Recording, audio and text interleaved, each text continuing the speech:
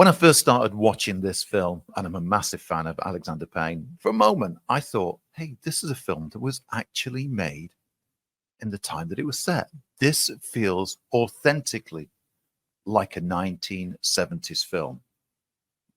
The film stock, the color grade, the aesthetics of this film really do feel like a film made in the 1970s.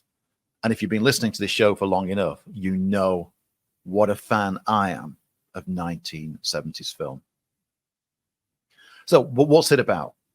A rebellious pupil, Angus, played by Dominic Sessa, and a loathed classic teacher, Mr. Hunman, played gloriously by Paul Giamatti, reteaming with Payne after 2004's brilliant Sideways, are forced to stay over at a prestigious boarding school for Christmas. And it's one of those boarding schools where it's full of the upper classes, the ones who don't have to try hard to be able to succeed in life because everything is laid out for them. And in classic style, this is a film about relationships, about two people who don't initially get on, growing in some way without giving too much away. This is beautifully acted. It goes left of center in many, many different ways, doesn't go where you expect it to. And it just has that fantastic mise-en-scène of the 70s, which just had me hooked. Yeah, right from the opening. The opening credits has got like crackles to the static of the speakers popping. I loved all that. There's the little blemishes of film grain. There's the old logos that they're deliberately using as well to introduce it before it becomes the film itself. And whilst the film itself is done with the typical cinematography sheen that you'd expect from a modern film, by that point it already feels 70s. And the color palette is 70s. The locations are all 70s. Everything feels right for the era. And this is a film that I've been looking forward to. I know we've both been looking forward to it because we're both fans of Alexander Payne. Up until this point, Sideways has been my favorite Payne movie. And it's not that he's delivered rubbish, because even Downsizing, which I think is his weakest film, it's still intriguing. It is intriguing, yeah. To carry not it a film through. that I love. But this, I think, is above Sideways. It's above Election. This was it was right from the start. I was just captivated by Giamatti's character, his very curmudgeonly teacher, who's very like a disciplinarian. He doesn't like frivolity, and they should just learn. He's got disdain for his students, basically. But over the journey of this film, as he's interacting, he's forced into looking after the Holdovers, which are the kids who have no homes to go back to over Christmas, either because their rich families are exploring the world or they just don't want them back in some cases.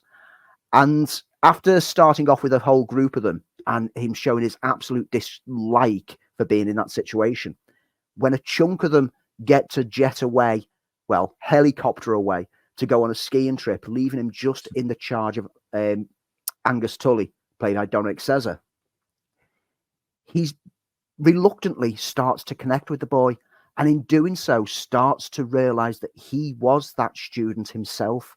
And it's that whole thing about you forget where you came from, and you need to remember where you came from before you can appreciate what other people are going through. This it's worth noting, this is now on my Christmas rewatch list because this is set over Christmas. Yes, it is. This is a festive film. In answer to the question of films that don't necessarily have to be festive, this is a festive film for me because it not only is set at Christmas, but it covers that whole family aspect. And in this case, the fact that none of them have a family. And we need to put a mention as well for Davine Joy Randolph, who plays the cook, Mary. Needs mentioning because she's a massive part of this. And she plays Mary, the school cook, and in a film with great performances. She holds her own. She's magnificent in this. She's gives a stoic, solid performance, and it's it's a film that doesn't really surprise you. It does what it intends to do, but it does it, people who initially dislike each other finding something in each other. And yes, that is a formulaic film. It certainly is a formulaic film from the 1970s, for instance. But it's like he did with Sideways. He takes it into directions that keep you guessing, that are always the emotional heart of where the story's going. Yeah.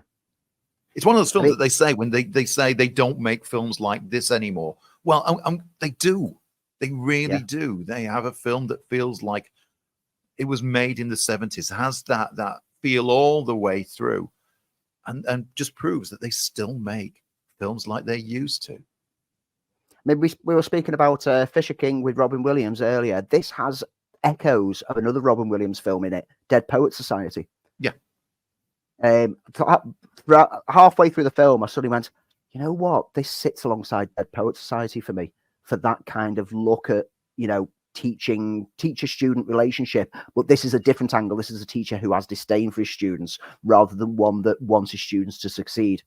But he grows to become more like the Robin Williams character towards the end of it. It's a marvelous tale about people. And this is what Payne does so well, is he just explores lives and explores what it means to connect with people. About Schmidt is probably like a real good comparison, because About Schmidt was a very offhand person who doesn't really connect with people and how they come to connect. And this film is all about Giamatti's character realizing, what influence he can have and what he can do for these students who he kind of forgot. A lot of them don't have good lives outside of the school. The school is pretty much all that they've got. Marvelous.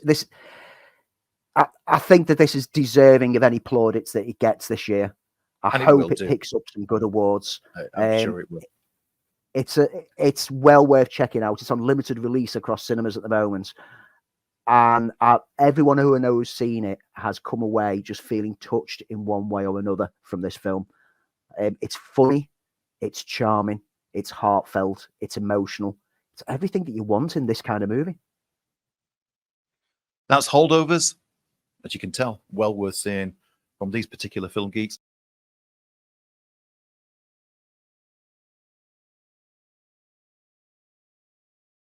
Desperate for money, and with her childhood home ready to be repossessed, Maddie, played by Jennifer Lawrence, responds to an advert placed by a wealthy couple, Matthew Broderick's Laird and Laura Benati's Sarah, who want to hire someone to date their awkward son Percy, Andrew Barr Feldman.